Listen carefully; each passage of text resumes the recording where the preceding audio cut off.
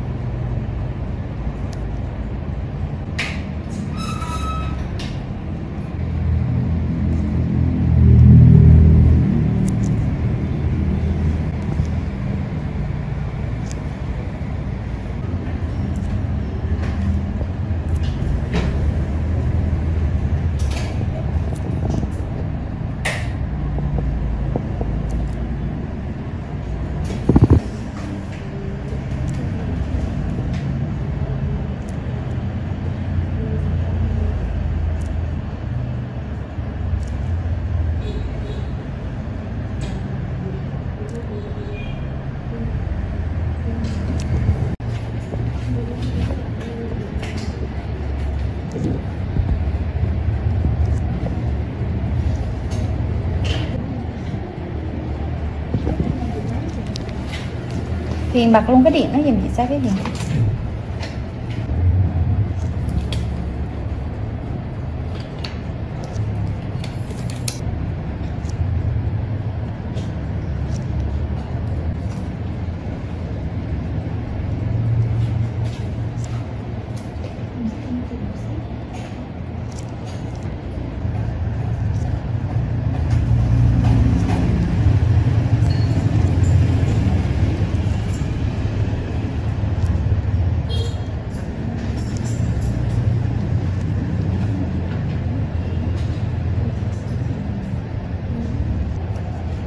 Nãy ai gọi điện làm chi đó?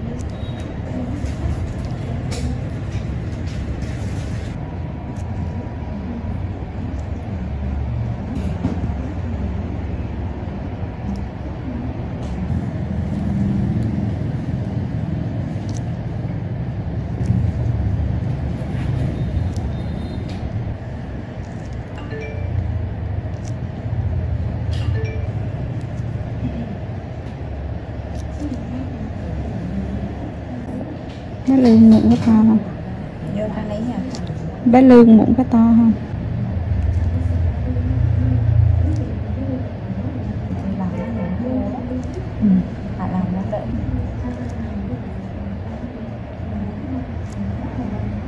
Nói chung là Nếu bà bà kiểu bà nói chuyện rồi vui lắm đúng không? đúng rồi.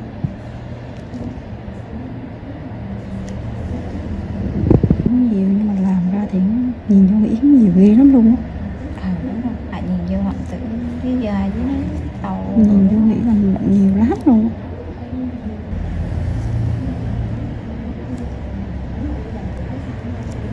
Cái chị đó là ai chị xuống đó?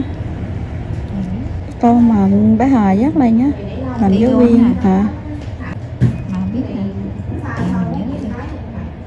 Nhưng mà sao bởi vì con giới thiệu khách được tới rồi. Chuyện đấy à? Mà con đầy cùng với đó. Ồ, nó là bòn đi khó hơn, người kia dễ hơn đó. Không rồi đó. Cái màu màu đỏ đó. Đỏ hết sự.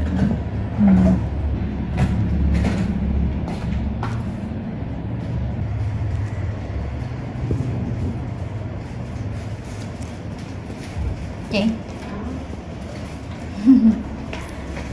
có chị thấy Em sẽ thấy có thể cho em. Công việc của em là chịu khó chút.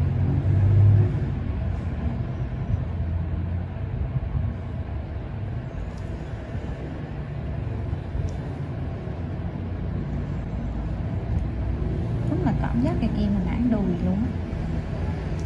Đùi mà.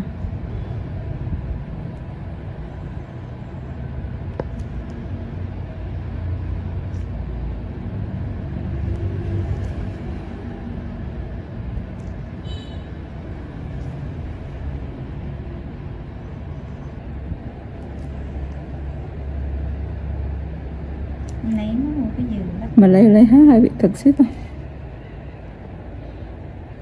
cực nè. Toàn bị cơ quá. Mua mà Thì họ đạt làm. Cái chỗ mà đó đạt làm. cũng có má.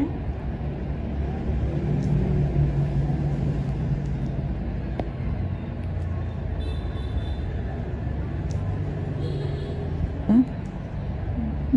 Làm spa được 2 năm rồi. Mà đây Lan dồn có giường con nữa rồi. Đây làm spa được 2 năm rồi. Bán khách á. Tôi Lan dồn giường con nó mà. Chứ không lại mua 2 cá nè. Mình hả? Mua thay hết cái này à hay ra? Đấy là mua 2 cá để bên cạnh đây này. Sao đây này? Đúng rồi. Còn mình là chắc chắn là biết là phải ra không? Chắc chắn là phải lên tầng luôn rồi đó.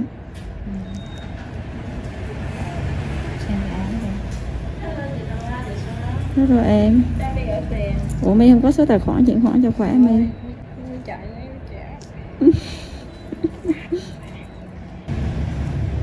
Bạn có cái hồng hổ bài giá bông ra đẹp chưa?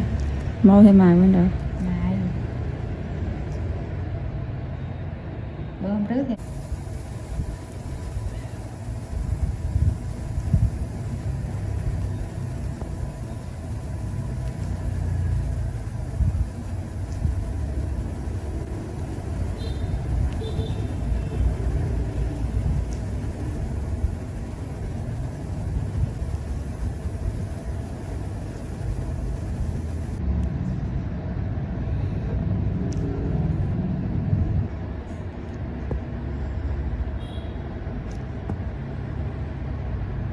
Thì người ta thương. đấy. Thương với My nữa.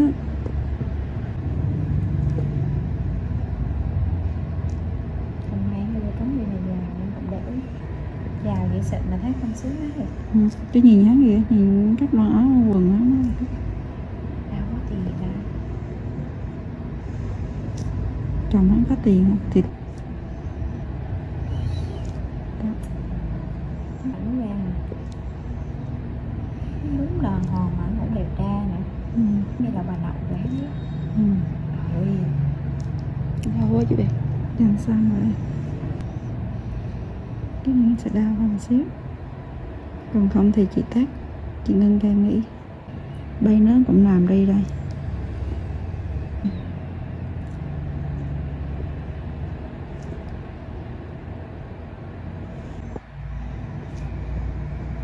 Chồng bánh mì đẹp trai hơn. Chồng bánh mì đẹp trai hơn. Đẹp trai hơn nhiều. 6C, 1996 to 2005, review. Basically a stripped-down Honda GL 1500 Gold Wing, with lower gearing and 6 carbs, the Honda F6C Valkyrie is actually reasonably good fun to ride, and some might say its best-made motorcycle in America. The Honda Rune 1800 looks like some kind of Dan Dare spacecraft, mental. Ride quality and brakes. Here, the Honda F6C Valkyrie surprises many riders. So long as there's plenty of advanced planning, the motorcycle can be made to go around a corner fairly fast, for a cruiser, and still offers a luxurious ride on motorways. The Honda Rune 1800 is more ponderous, but then you'd want to travel slowly so people could stare for longer. The Honda Valkyrie's big problem for many cruiser riders is that it just isn't a V-twin. Instead, a burbling flat 6 Honda GL 1500 Gold Wing motor seems to sanitized for most, too damn quiet. Sure, the Honda F6C Valkyrie's 100 brake horsepower motor is enough to send the thing whizzing along in unfeasible speeds, but it's easily out-accelerated by the Triumph Rocket 3, any old Yamaha VMAX and a whole boatload of rival power cruiser motorcycles these days. The Rune 1800 isn't really any faster. The Honda F6C Valkyrie rarely goes wrong, ever. It is a beautifully made motorcycle, with lavish chrome, thick paintwork and an engine that can cover 100,000 miles with basic oil/filter changes. The main problem with the motorcycle is keeping its hundreds of nooks and crannies clean. Double that cleaning time on the Honda Rune 1800. Our Honda Valkyrie FC6 owners' reviews show a very reliable bike, which is the norm for Hondas. For most of its life it was available as a personal import from the USA, and there aren't that many around, which keeps resale values high. Honda F6C Valkyrie motorcycles with the hard luggage touring kit on seem to be sought after. Buy a good used motorcycle and you can 5 years biking for about $2,000 in depreciation. The Honda Rune 1800 costs big bucks and is for lotto millionaires and poseurs only. Huge brakes, beefy forks and a proper 2-person saddle are some of the useful features on the Honda F6C Valkyrie. It could use the reverse gear of the Gold Wing and there's no screen as standard on the Honda F6C Valkyrie. Naturally, there's a whole phone book of accessories to be had, from both Honda and US aftermarket motorcycle accessory suppliers. Sci-fi bodywork on the Rune looks stunning. Welcome to BBC Motor Reviews channel. KTM 1090 Adventure, 2017 on review. The chassis copes with the extra power with ease. In fact, it feels like it could handle a further 25 brake horsepower. The conventional 48mm WP forks and WP rear shock work straight out of the box. The forks are non-adjustable, but on our test route that didn't pose any problems. A 170 section rear tire and the 1090's relatively low weight enable it to be hustled with ease. Boring it certainly isn't. Unfortunately, we had less than ideal conditions to test the new 1090, but wet riding did highlight the bike's rider friendliness and near perfect fueling at low speeds.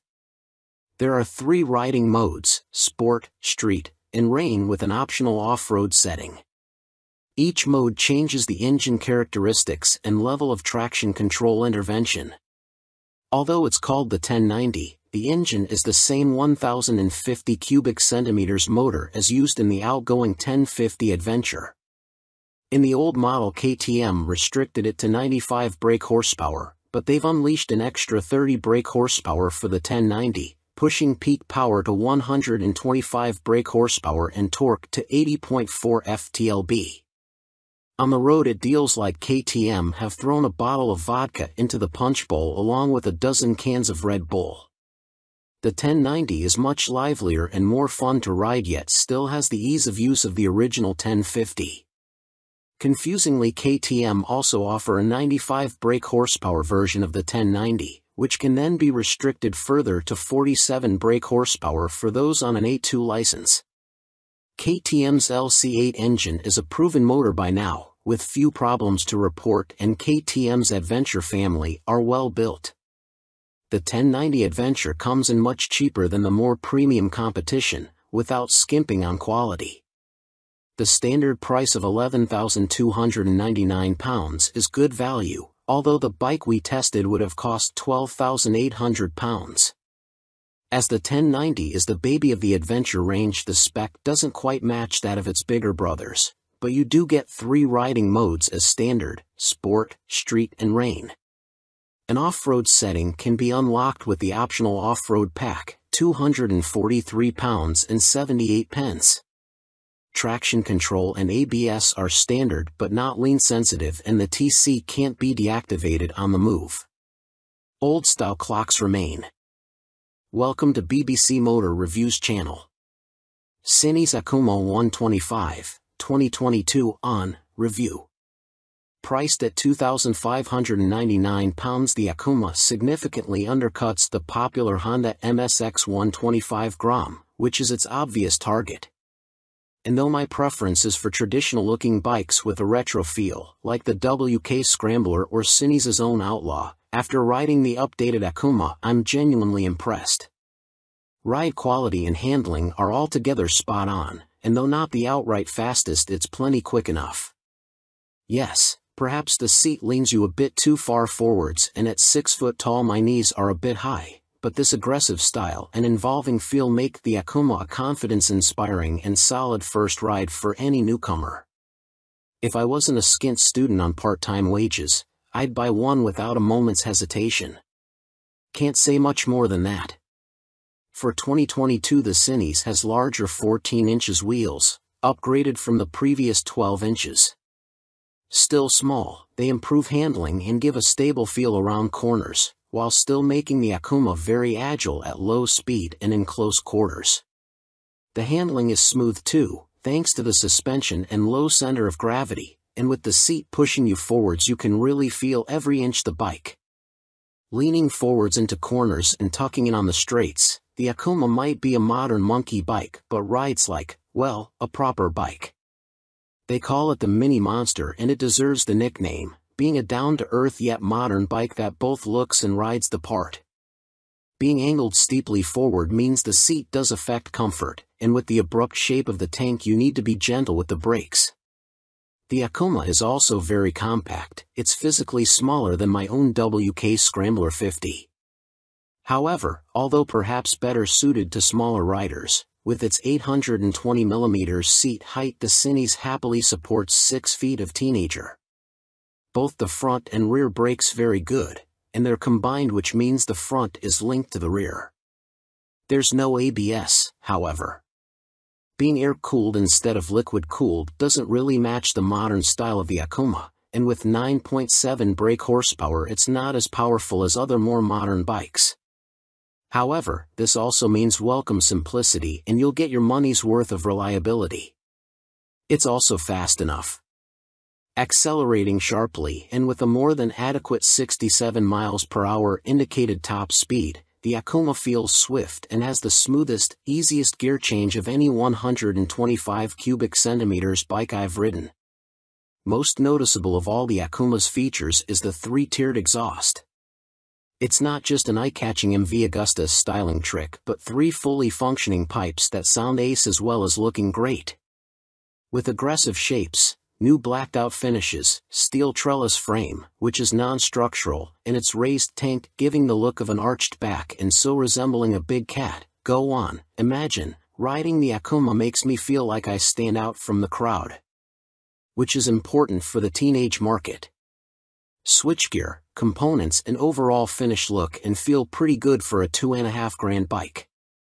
Some fasteners and smaller parts will need coating with anti-corrosion treatment for winter use, but that's true of some bikes costing 5 times as much. And overall the Cinis does a good job of disproving preconceptions about cheap, flimsy Chinese bikes.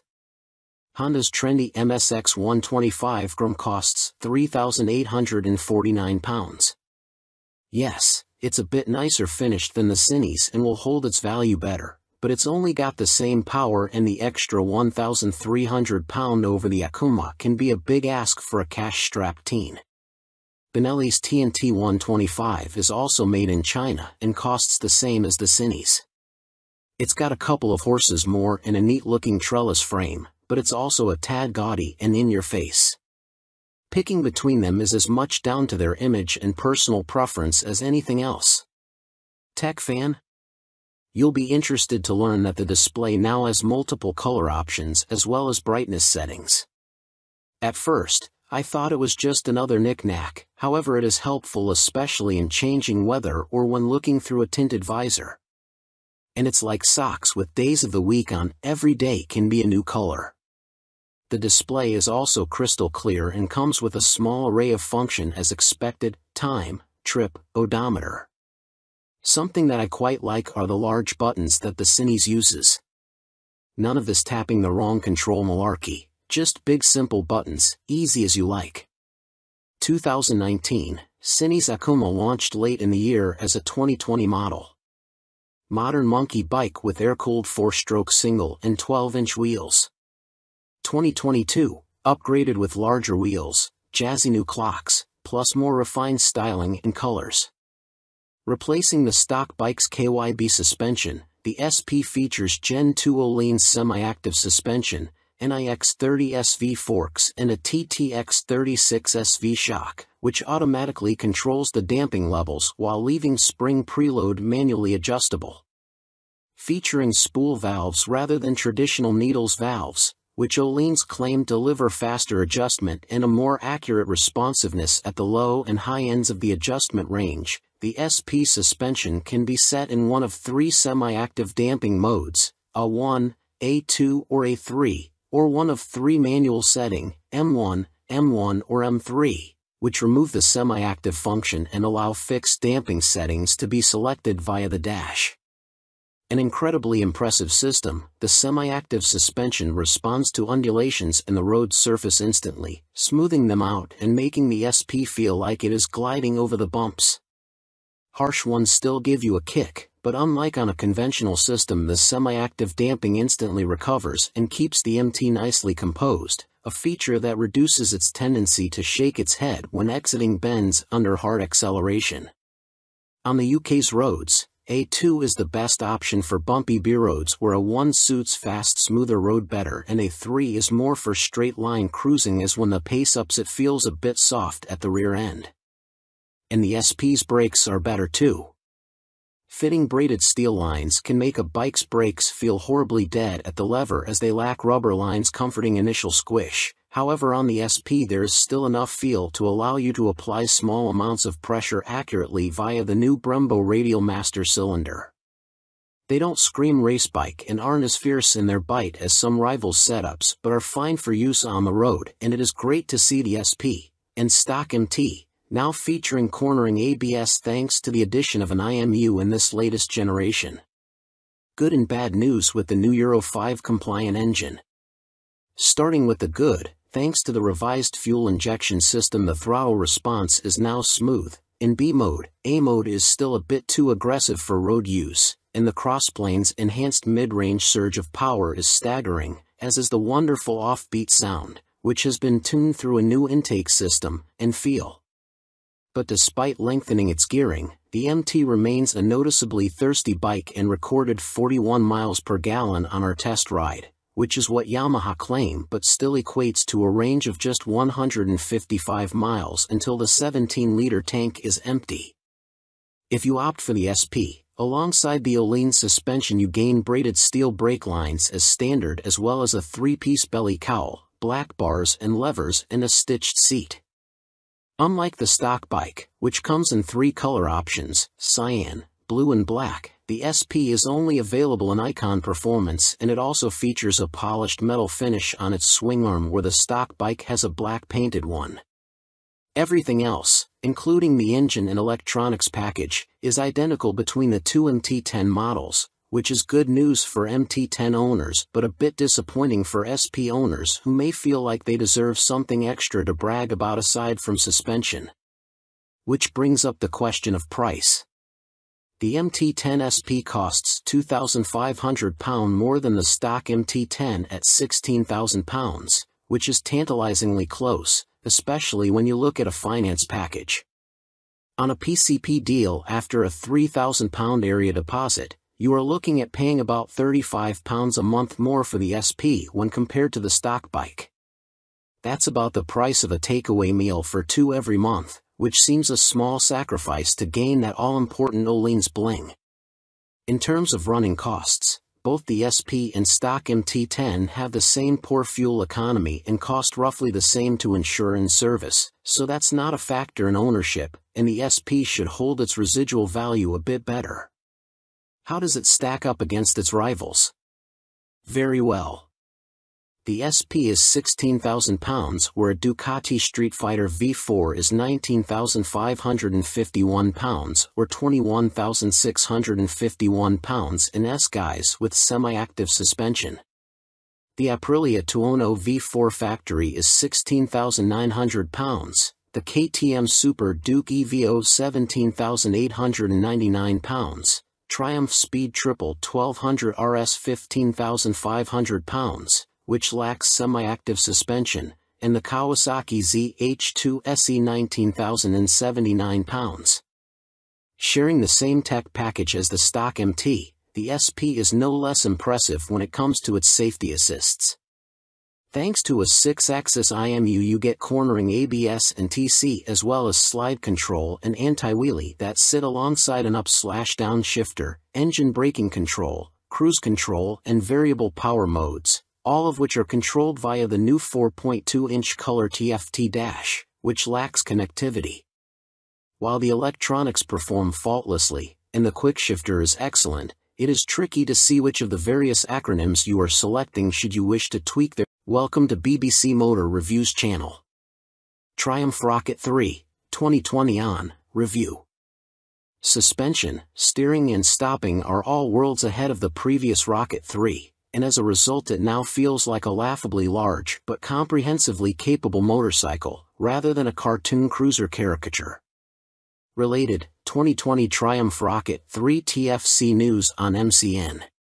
First impressions might be dominated by the Rocket's vast proportions and the curiosity factor of cramming a motor larger than a typical family car between two wheels, but after a day spent studying the quality details, experiencing the meticulously managed power and appreciating the enormous improvements in refinement, you walk away feeling thoroughly impressed. The new Rocket 3 is exciting, eye-catching, attention-grabbing and pulse-raising, yet avoids straying into feeling frivolous, ridiculous, or pointless. Forget the previous Triumph Rocket 3's cumbersome bulk, heavy-handed handling, basic running gear and Romanesque name badge. The new Rocket 3's chassis is totally different. A cast aluminium spine frame replaces the old twin steel tubes, helping contribute to an incredible 40 kilograms saving over the previous bike, while steering geometry is sharper and the wheelbase is shorter. As a result, the Rocket now has a proper appetite for corners the old bike couldn't dream of. Turn-in is easy, holding a line mid-corner needs little inside bar pressure, and flick-flacking from full lean left to right, and still ending up where you intended, is absurdly accurate for a bike with a fueled weight north of 320 kilograms. Suspension is by Showa, with 47mm adjustable upside-down forks up front, and an adjustable monoshock monitoring the shaft drive. No electronic adjustment though, the clickers are all manual. The front's set pretty firm, meaning you can haul hard on the flagship Brembo Stylema front brakes. Even the rear brake is a 4-pot radially mounted caliper, to generate huge stopping force without the bike trying to tie itself in knots. Ride quality is generally good, though the short travel shock, just 107mm, has to work hard and can feel bouncy. Drive hard and you can clearly feel the rear end of the bike jack up though, a result of the torque reaction from the shaft drive being unchecked by any kind of parallelogram setup. The Rocket 3 comes in two flavors, Roadster R and Touring GT, with the main difference being riding position. The R has a higher seat, mid-set foot pegs and narrower bars, giving a more aggressive Street Fighter stance, while the GT's lower seat, feet-forward controls and wider, higher bars give a relaxed, cruiser feel. Everything is transferable between the bikes, meaning you can create whatever kind of muscle power touring cruiser you like. Into the bin goes the Rocket 3's 2,294 cubic centimeters triple, replaced by this all-new, gruntier, smoother, cleaner, stronger and smaller 2,458 cubic centimeters engine. Huge 110.2 mm pistons eclipse the old 101.6 mm items, while stroke is significantly reduced, down from 94.3 to 85.9 mm, allowing Triumph to make a shorter motor. Peak torque is identical to the previous Rocket 3 Roadster, at 163 lb-ft, but the new motor holds onto that grunt for longer as revs climb. Where the previous Rocket's torque curve fell away sharply above 2,500 rpm, the new motor has a much fatter, flatter delivery. As a result, headline power is up to 165 brake horsepower. But as ludicrous as that might sound, the reality is that it's immensely easy to use. All that prodigious power is carefully controlled by the ride-by-wire throttle and predictive, lean-sensitive traction control, while output is restricted in lower gears and top speed is electronically limited to 138 miles per hour. It's a beast, but one of those big, fluffy, gentle, cuddly chaps from a Disney film. The colossal torque spread means you can ride it however you like. Plunk it in one gear and dip into the immense grunt from 2,500 to 5,500 rpm if you're feeling lazy, or chase the 7,000 rpm redline and work the new sweet-shifting 6-speed gearbox for maximum thrills. There's even an optional two-way quickshifter in Triumph's accessory catalog, if you like changing clutchlessly. It's a completely new machine from nose to tail, so only time and miles will deliver a verdict on reliability. Service intervals are set at a car like 10,000 miles, suggesting the motor is in a fairly mild state of tune and Triumph have confidence in it. Looking over the bike in the metal, everything appears high quality, as you'd expect for 20,000 pounds. The exhaust headers are a particular highlight, the welds look neat, while the hydroformed curves are apparently a huge pain to produce. Everything seems tucked away neatly, there are no vulgar cables or hoses dangling about anywhere, and wiring runs inside the handlebars. Details like the Monza-style petrol, coolant and oil filler caps are pleasing, while the clever flip-out pillion pegs are a neat design. Our Triumph Rocket 3 owners' reviews show there have been some issues for some buyers, in particular corrosion, electrical and mechanical problems. Seemingly the rear brake can often stop working, for example, and needs attention from a dealer. Have a good read through before going for a test ride. Clearly it's not a cheap bike, though an ultra-capacity extreme muscle cruiser never was going to be. The Rocket 3R is 19,500 pounds on the road, that includes almost all the gadgets, apart from the two-way quickshifter and the heated grips. The GT version, which includes the heated grips, a fly screen and a pillion backrest, is 20,200 pounds. Both are roughly on a par with Ducati's Diavel 1260S, 20,041 pounds. A Harley-Davidson Fat Bob 114 starts at 15,825 pounds, but doesn't have a fraction of the Triumph's tech, torque, pose or poise. If you want to go properly left field, a Moto Guzzi MGX21 is 19,999 pounds. Running costs probably won't be any kinder on the wallet. Triumph claimed the motor returns 41 miles per gallon, but our test ride suggests it's closer to 35 miles per gallon. That 240 section, 16-inch rear tire isn't cheap either. Picking the bike up in March, I have had a headlight replaced under warranty, main beam sticking on, and the second which has really put me off was the rear brake losing all braking power. It has been back to my dealer who changed the fluid for a better one but was told that Triumph know there is an issue and they are working on it. I thought anything to do with brakes on a 163 pounds of torque monster would be the #1 agenda. First service only. The fuel economy is not bad so far, 43 to 45 miles per gallon. That is with occasional spirited riding thrown in. 2 stars is because after 6 months I was offered £13,500 from the dealer to buy it back. Even WBAB offered considerably more, so not much faith in the brand and will likely be going back to BMW. Equipment. The Brembo brakes are top-notch. The stopping power and feel is superb, the ride comfort is less so. I am a big old guy and no matter how I try to adjust the rear suspension the ride is harsh on anything but smooth tarmac. The roads in Herefordshire where I live are amongst the worst in the UK and backache sets in after about 2 hours. I have purchased an Airhawk DS seat pad which has transformed the comfort but it's still not all day comfy like my old Rocket. The tank is so wide you have to ride legs apart which at motorway speeds the wind blast makes your hips ache trying to keep tucked in. In the end I made and fitted a pair of Perspex front fork air deflectors to solve the discomfort. I didn't go for the quick shifter or the navigation package as for me they don't offer much in the way of the overall riding experience.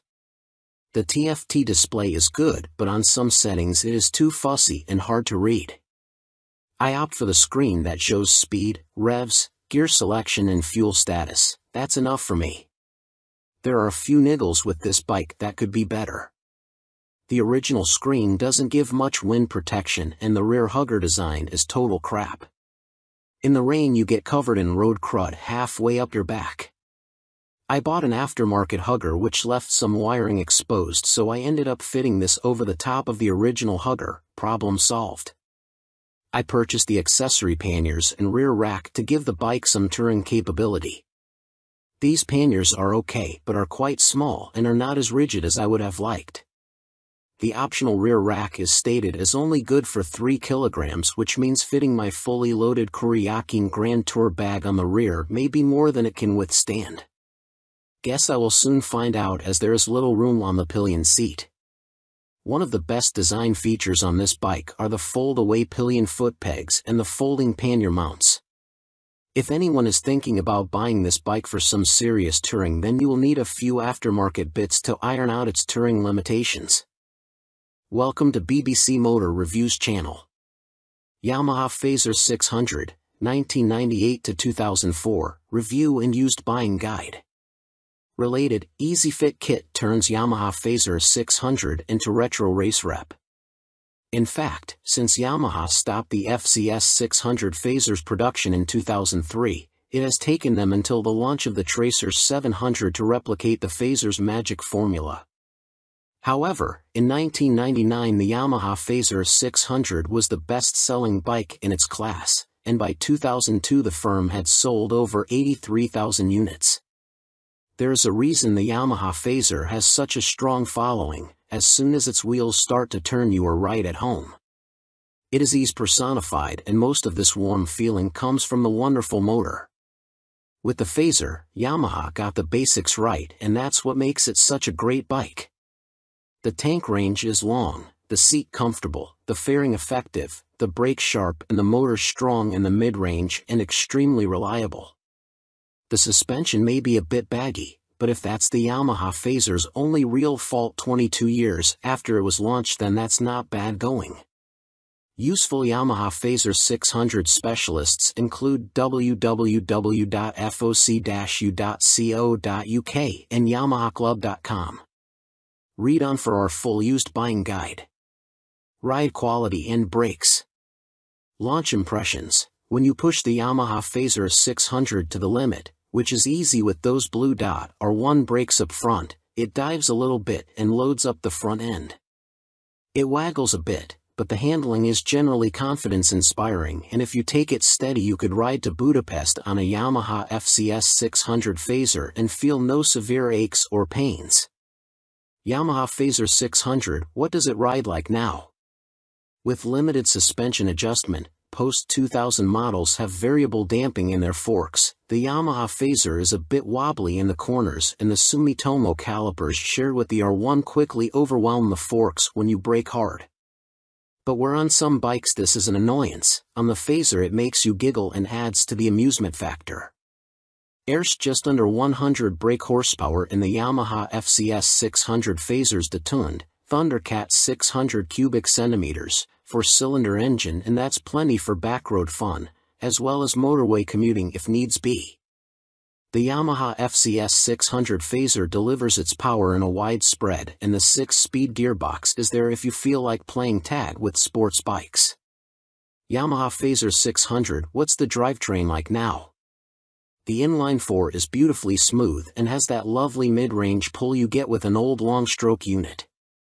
It's not revvy or buzzy like the FC6's engine, it's just silky smooth and full of drive. The gearbox may be showing its age, the linkage is notoriously sloppy when worn, but it clunks into gear with a reassuringly solid feel, and the bike is more than happy to break the national speed limit when asked. The Yamaha Phaser is a fairly well-made motorcycle, and except for the black painted downpipes rotting away, or the brake calipers seizing up, the Yamaha Phaser doesn't suffer big problems. It can rack up very high miles with regular servicing. Apart from its thirst for fuel, it would make a great dispatcher's motorcycle. Yamaha Phaser 600 reliability. We've got a whopping 52 Yamaha Phaser 600 owners reviews on the site, and the bike scores 4.6 stars out of 5 overall, with the same score for build quality and reliability. This is an incredibly high score, meaning it's safe to say you can depend on the Phaser 600. Minor issues include the Phaser lacking more modern equipment such as more electronics, but this is an old bike now. You can't expect the world. Its value more than matches its spec. Yamaha Phaser 600 common problems. Early ignition barrels aren't very strong. Check it works smoothly and that the ignition key works the fuel cap and seat lock. The headlight bracket bends if the bike is in an accident and few people replace it, so always check the fairing looks square on the bike. The steel swing arm can trap water and rot around the chain adjusters, so inspect this area well for any obvious rust damage. The Phaser has a 110/70 front tire, and as a result tire choice is limited. You can fit a 120/70, but this can interfere with the mudguard. Yamaha Phaser 600, a mechanic's take. By Chris Spinks, Chief Instructor, Metropolis Training School. The key factor when buying a used FCS 600 Phaser is seeing if it goes into second gear. First gear on the Phaser is quite short, and the jump to second puts a lot of strain on the gearbox. This can cause the second gear selector fork to bend, and that leads to a really stiff change and eventually a broken gearbox. On a cheap bike such as a used Phaser, that can write the bike off as replacing it is not economically viable, as a complete gasket kit costs £500. That said, when I destroyed my Phaser's gearbox on a track day, I bought a new motor for £400, and swapping them over was fairly simple. The sprocket retaining nut is a classic Phaser fault and well documented. The nut comes loose, the sprocket slides off the shaft and then sits on the threaded part of the output shaft. People think the clutch is gone and rev the motor, which causes the sprocket to strip all the threads off the shaft. You can slide the sprocket back on and spot weld it in place, but you need to be careful not to overheat the seals. As long as you fit the nut correctly using the locking washer, you should be fine, although Yamaha did release a deeper threaded nut and this sorts the issue. The lights on the Phaser are poor, but on the 1998 9 model the bulb vibrates and creates a white powder that fills up the lenses. This is impossible to remove and makes the light even worse. Some owners change the lume to convert the Phaser to twin headlights, which is very easy, but you need to tilt the main beam down or it will fail an MOT. After 15,000 miles the shock will be duff. I'd recommend getting the forks rebuilt and buying an aftermarket shock. Don't be tempted to go for a stiff fork springs. I've found softer ones works better. When it comes to the finish, the paint likes to flake off from the engine's fins, so don't jet wash the engine, and check the downpipes.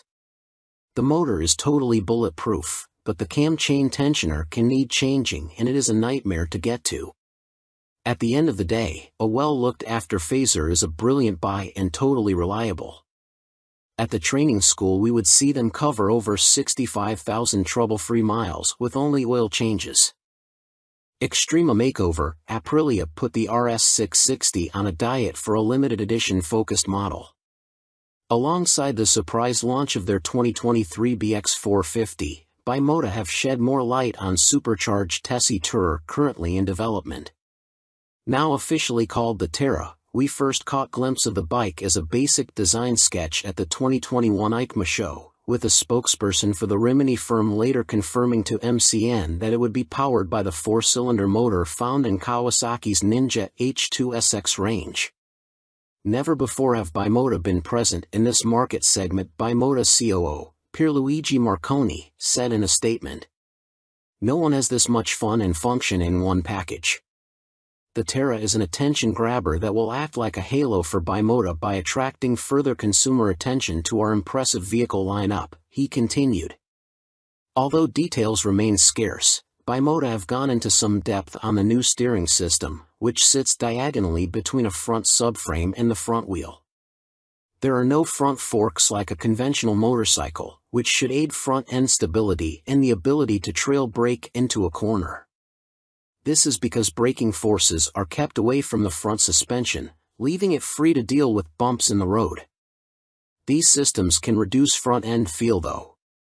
Until now, Tessies were only made for the sports segment, Marconi told MCN at EICMA 2021, we'd like to put the Tessie name to adventurers, tourers, and bikes like that.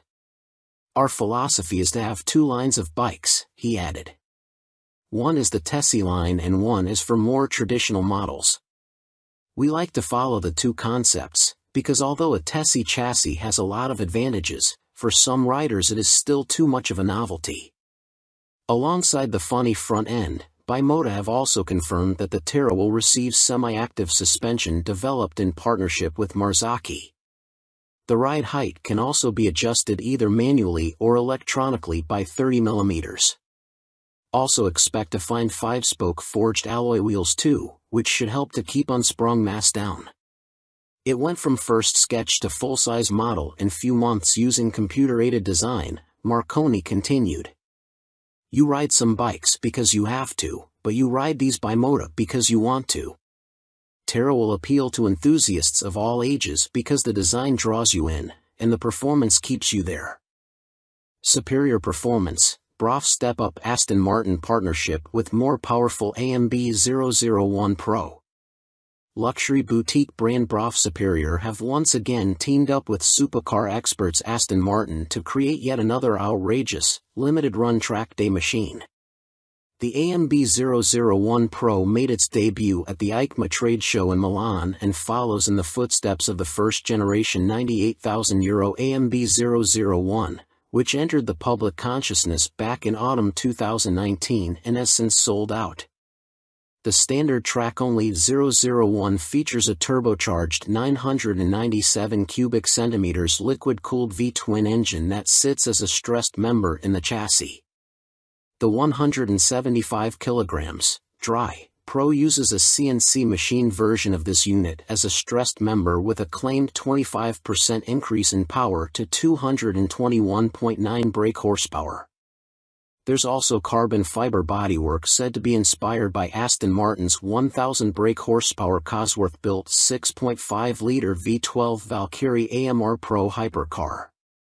The success of its predecessor, coupled with the incredible Aston Martin Valkyrie AMR Pro, inspired us to get together again to create a new superbike, one that we know will excite our customers, Brough Superior CEO Thierry Henriette said. We are particularly proud of the new engine type, with a crankcase fully machined from solid billet aluminium, which is a unique feature for a production motorcycle. With the marked increase in power, this takes AMB 001 Pro into the hyperbike sector. Machined from AL 5000 solid billet aluminium alloy, the uprated motor also gets a new cylinder design, with wet cylinder liners for greater cooling, which should help with the longevity over prolonged hard use. Limited to 88 units in total, the Pro will not be homologated for the road and will be built by hand at the Bra factory in Toulouse, France. Orders are now being taken, with the first deliveries expected in the final quarter of 2023. The bike shown at EICMA was a prototype. It's a beautifully simple formula. Form plus technology equals performance, Marek Reichman, Executive Vice President and Chief Creative Officer of Aston Martin, said. We've achieved this fluidity again with Bra Superior for those who desire a track superbike like none other. The rider is part of this moving sculpture and will literally feel as though they are part of the track when laying atop the AMB 001 Pro. But it's not all about engine performance. A quick glance at the side profile of the Pro reveals more extreme bodywork, with a more pronounced tail, winglets, and a rear carbon disc wheel design. There's still next to no front wind protection though, which could be unpleasant at speed and take away from the riding experience.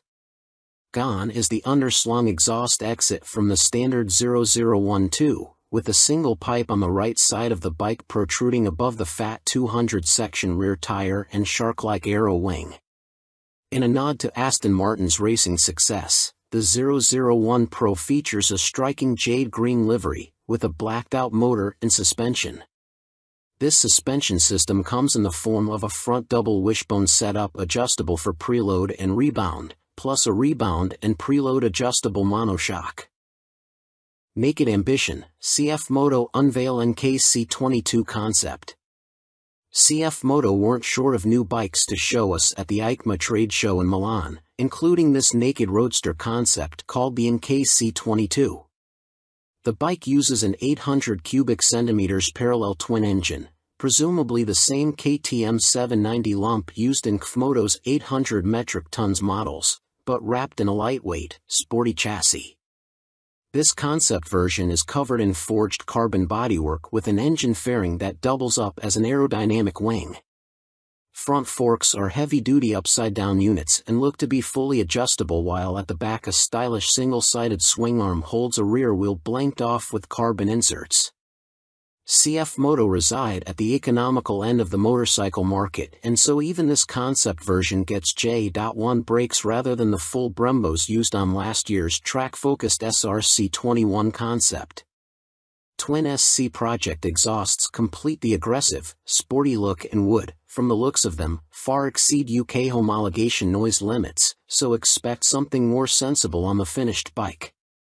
The M button on the left switchgear and the word Street on the bottom of the TFT dash display suggest that a selection of rider modes is available, with up and down buttons for cruise control also included. And the telltale phone symbol elsewhere on the screen means there's smartphone connectivity, too. CF Moto reside at the economical end of the motorcycle market, and so even this concept version gets J.1 brakes rather than the full Brembos used on last year's track-focused SRC21 concept. Twin SC Project exhausts complete the aggressive, sporty look and would, from the looks of them, far exceed UK homologation noise limits, so expect something more sensible on the finished bike. The M button on the left switchgear and the word Street on the bottom of the TFT dash display suggest that a selection of rider modes is available, with up and down buttons for cruise control also included.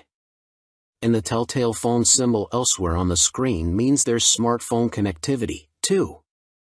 Naked Ambition, CF Moto unveil NKC22 concept. CF Moto weren't short of new bikes to show us at the EICMA trade show in Milan, including this naked roadster concept called the NKC22. The bike uses an 800 cubic centimeters parallel twin engine, presumably the same KTM 790 lump used in Kmoto's 800 metric tons models, but wrapped in a lightweight, sporty chassis. This concept version is covered in forged carbon bodywork with an engine fairing that doubles up as an aerodynamic wing. Front forks are heavy-duty upside-down units and look to be fully adjustable, while at the back a stylish single-sided swing arm holds a rear wheel blanked off with carbon inserts. CF Moto reside at the economical end of the motorcycle market, and so even this concept version gets J.1 brakes rather than the full Brembos used on last year's track-focused SRC21 concept. Twin SC Project exhausts complete the aggressive, sporty look and would, from the looks of them, far exceed UK homologation noise limits, so expect something more sensible on the finished bike. The M button on the left switchgear and the word Street on the bottom of the TFT dash display suggest that a selection of rider modes is available with up and down buttons for cruise control also included. And the telltale phone symbol elsewhere on the screen means there's smartphone connectivity, too. CF Moto reside at the economical end of the motorcycle market, and so even this concept version gets J.1 brakes rather than the full Brembos used on last year's track-focused SRC21 concept. Twin SC Project exhausts complete the aggressive, sporty look and would, from the looks of them, far exceed UK homologation noise limits, so expect something more sensible on the finished bike. The M button on the left switchgear and the word Street on the bottom of the TFT dash display suggest that a selection of rider modes is available with up and down buttons for cruise control also included. And the telltale phone symbol elsewhere on the screen means there's smartphone connectivity, too. Fantic released their first twin, the Caballero 700 Scrambler. Fantic has revealed their first modern-era twin-cylinder machine with a 700 cubic centimeters scrambler joining their Caballero range. Fantic are making the most of their partnership with Yamaha, announced at the beginning of 2021, as the bike uses the 689 cubic centimeters, liquid-cooled Euro 5 engine seen in the MT-07, Tenere 700 and R7. There has been no retuning of the CP2 twin either, as Fantic claim the Caballero will hit the showrooms in April next year, boasting 75 brake horsepower and around 50 lb.ft of torque, identical to the R7 and considerably more than the 40 brake horsepower and 31 lb.ft of torque of the Caballero 500 Scrambler. Elsewhere, the 700 sports the same 19 inches front and 17 inches rear, aluminium, spoked wheels as its small-capacity sibling. The engine sits in a single backbone-style frame made from CRMO steel attached to an aluminium swing arm, giving it a wheelbase of 1,460 mm, 35 mm longer than the 500 version. One of the most immediately obvious differences between the two capacity scramblers is the exhaust system. The new 2-1-2 setup runs under the engine, over the swing arm to exit in roughly the same position. Both machines have a seat height of around 830 mm. Connecting frame to wheel will be a 45 mm upside-down fork made by VRM Marzocchi. The Italian manufacturer also supplies the rear monoshock with preload adjustment. Brembo is the manufacturer of choice for the calipers, with a 4-piston unit gripping the 330 mm front disc and a 2-piston, 245 mm setup on the rear. In another first for Fantic, cornering ABS will be standard on the 700. The system will sense the bike's lean angle and fine-tune the braking response accordingly. Traction control also makes its debut to the Fantic lineup, with both rider aids and 3 rider modes, road, off-road and custom, manipulated via a 3.5 inches TFT display with Bluetooth connectivity. A 14-liter fuel tank may be a little on the small side, although the claimed 180 kg curb weight should prove competitive when it comes to commuting or a bit of backlane scratching. An expected price tag of around £9,000 may put some off, although stylish looks, proven engine and handling potential could tempt many. Stuart Prestige. By Stuart Prestige. All-weather rider with a penchant for long tours and hours in the saddle. You may also like. Honda released £30,000 limited edition McGuinness 100th TT Star Replica Fireblade SP. Who do you think you are, John McGuinness?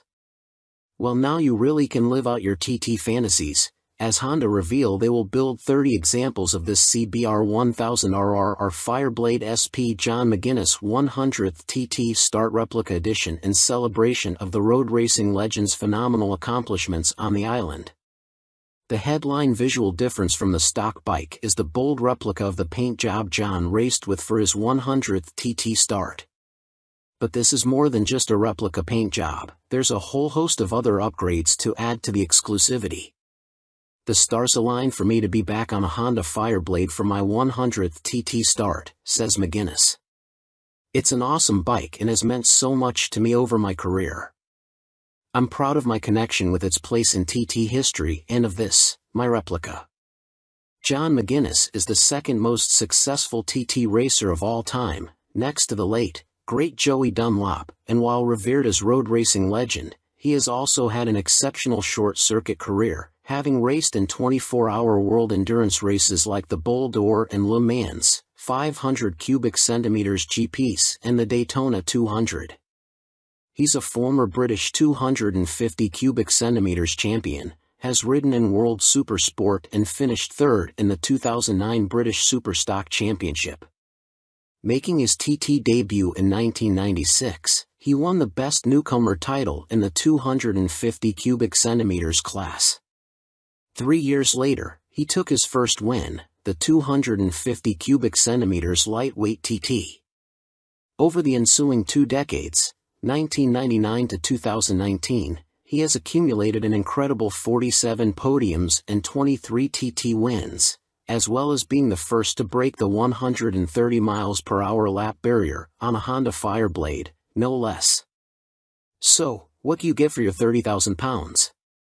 In addition to the already high spec of the CBR 1000RR Fireblade SP which underpins the replica, the limited edition blade gets a full replica paint job incorporating gold detailing and a film strip showing all of John's TT starts on Hondas. Unsurprisingly, this is where it deviates from his actual race bike, which also pictured his TTs on other manufacturers' bikes, and 100th start sponsor logos. There are gold wheel stripes, an individually numbered plaque on the headstock, genuine Honda carbon fiber front mudguard and carbon rear hugger, or rear seat cowl and tall screen, and Metzeler Racetech RR tires. On startup there's a ring of fire screen animation as the display loads, and 30th anniversary logos on the smart key and laser engraved on the Akrapovic muffler, marking the machine's special place in Honda history. And to cap it all, there's John's signature on the airbox cover. Honda are even offering the opportunity for a personal handover from John McGuinness MBE himself, at Honda Racing UK in Louth. If that's not enough, you'll also get a custom Fireblade garage mat, genuine Honda accessories indoor bike cover, 3D laser engraved crystal featuring a design of the John McGuinness 100th start replica. All inquiries and orders for the John McGuinness CBR 1000RR Fireblade SP 100th start replica are to be via the Honda dealer network, and if you want to see one in the flesh, it will be on display on the Honda stand throughout Motorcycle Live at the NEC from November 19th to 27th. Fantic released their first twin, the Caballero 700 Scrambler. Fantic has revealed their first modern-era twin-cylinder machine with a 700 cubic centimeters Scrambler joining their Caballero range. Fantic are making the most of their partnership with Yamaha, announced at the beginning of 2021, as the bike uses the 689 cubic centimeters, liquid-cooled Euro 5 engine seen in the MT-07, Tenere 700 and R7. There has been no retuning of the CP2 twin either, as Fantic claim the Caballero will hit the showrooms in April next year, boasting 75 brake horsepower and around 50 lb.ft of torque, identical to the R7 and considerably more than the 40 brake horsepower and 31 lb.ft of torque of the Caballero 500 Scrambler. Elsewhere the 700 sports the same 19 inches front and 17 inches rear, aluminium, spoked wheels as its small capacity sibling. The engine sits in a single backbone-style frame made from CRMO steel attached to an aluminium swing arm, giving it a wheelbase of 1,460 mm, 35 mm longer than the 500 version. One of the most immediately obvious differences between the two capacity scramblers is the exhaust system. The new 2-into-1-into-2 setup runs under the engine, over the swing arm to exit in roughly the same position. Both machines have a seat height of around 830 millimeters. Connecting frame to wheel will be a 45 millimeters upside-down fork made by VRM Marzocchi. The Italian manufacturer also supplies the rear monoshock with preload adjustment. Brembo is the manufacturer of choice for the calipers, with a 4-piston unit gripping the 330 mm front disc and a 2-piston, 245 mm setup on the rear. In another first for Fantic, cornering ABS will be standard on the 700. The system will sense the bike's lean angle and fine-tune the braking response accordingly. Traction control also makes its debut to the Fantic lineup, with both rider aids and 3 rider modes, road, off-road and custom, manipulated via a 3.5 inches TFT display with Bluetooth connectivity. A 14-liter fuel tank may be a little on the small side, although the claimed 180 kilograms curb weight should prove competitive when it comes to commuting or a bit of back lane scratching. An expected price tag of around £9,000 may put some off, although stylish looks, proven engine and handling potential could tempt many. Stuart Prestige. By Stuart Prestige. All-weather rider with a penchant for long tours and hours in the saddle. You may also like 70s Superbike Stunner, MV Agusta Super Veloce 1000 Serie Oro. MV Agusta may not have been directly participating in the EICMA show in Milan last week, but it didn't stop them stealing the headlines with this stunning Super Veloce Serie Oro. The carbon-clad superbike uses the Brute Ale 1000RR as a base, meaning the same 998 cubic centimeters inline-4 producing a claimed 209.1 brake horsepower with a race kit installed. Inside this motor, you'll find a countershaft that rotates at twice the speed of the primary drive shaft with the aim of reducing vibrations and promoting faster cornering. You also get the same frame and single-sided swing arm, but now clad in carbon fiber bodywork inspired by MV's 1972 500 GP Racer.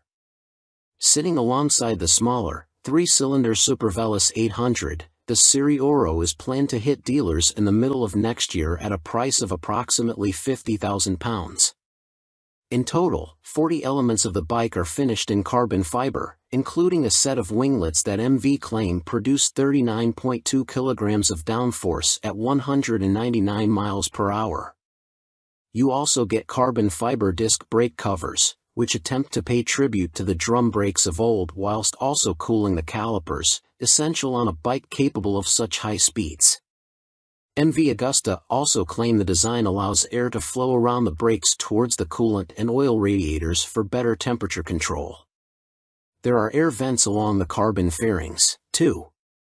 Despite the superbike credentials, the Serie Oro has deliberately been made more comfortable and less extreme than traditional circuit stars, and it features electronically adjustable Öhlins NIX forks for a high-quality ride. They are matched to an Öhlins TTX rear shock, which bolts directly to the swing arm. As you'd expect for a bike of this caliber, stopping power comes from premium Brembo Stylema monoblock calipers, which bite onto chunky front 320mm discs. You also get 5-spoke forged aluminium rims, and 4 under-seat exhausts, just unlike the company's landmark F4. In addition, there's a suite of lean-sensitive electronics, plus a 5.5 inches TFT color dash to control them, with the added option of mobile connectivity. Dan Sutherland. By Dan Sutherland. News editor, sports bike nut, and racing fan. You may also like Vmoto range grows, Super Soco owners launch 3 new urban models at EICMA 2022. Electric scooter manufacturer Vmoto, parent company of Super Soco, have had a busy year, releasing 3 new models at EICMA, including the 125 cubic centimeters comparable e-bike, the Vmoto Soco Stash. The release of the production model comes just a year after the unveiling of the prototype, with the bike so named due to its multifunctional storage compartment, housed in the fuel tank, large enough for a full-face helmet or other accessories. At its heart is an electric motor producing an average 8 kilowatts with a peak of 15 kilowatts. This propels the Vmoto Stash to a top speed of 75 miles per hour when the boost is deployed. 68 miles per hour is on tap without the boost. A 72V removable battery provides the juice and can be charged using a fast charger and a conventional 3-pin plug in 3.5 hours. Charging without the fast charger will take between 5 and 6 hours. No range specifications have been released, but expect it to have the same 30-mile capacity of the Super Soco TS Street Hunter, which has the same top speed capability. A newly designed swing arm pivots off a solid, lightweight frame, driving a 17-inch rear wheel. A 17-incher is also fitted on the front, and ABS disc braking is standard. A relatively tall seat height of 830 mm awaits the rider, and the Stash has a curb weight of 143 kilograms. The company also unveiled their first dirt bike-style machine, which weighs in at just 84 kilograms. The machine comes in two models, the Vmoto On-R, which comes with road tires, or the OFFR, which is equipped with knoblet tires. The On-R/OFFR can be set up in either L1 configuration, comparable to a 50 cubic centimeters machine, or L3, which mimics a 125 cubic centimeters. In the L3 iteration, the bike can reach speeds topping 50 miles per hour, while the L1 configuration limits the top end to just under 30 miles per hour. Vmoto claim a range of up to 90 miles with recharge times taking 2 hours for the L1 configuration and 3 hours for the speedier L3. A die-cast aluminium frame cradles the 8 kilowatts motor, producing a claimed 190 feet per pound of instant torque. A swing arm with a single rear damper secures the belt-driven, rear-spoked wheel. No retail price has been provided. The Vmoto Soco F01 scooter is, technically speaking, not a new bike, as it was available as part of a commercial fleet, but now will be available to the general public, the company also announced at EICMA. The urban commuter will, like the On/OFFR models, will be available as an L1 or L3 configuration. A 2 kilowatts or 4 kilowatts, L1 and L3, motor will get the rider up to a maximum speed of 27 miles per hour for the L1 and 45 miles per hour for the L3 model. Vmoto claim a range of between 50 and 60 miles dependent upon the setup and riding style. The charging time of the removable battery is 3.5 hours with a fast charger using a domestic 3-pin plug, or 6 hours without the fast charger. Coming in at 110 kilograms with a seat height of 855 mm, the F01 should prove a popular choice for city transportation. The F01 will be available in white, light or dark blue, red and black.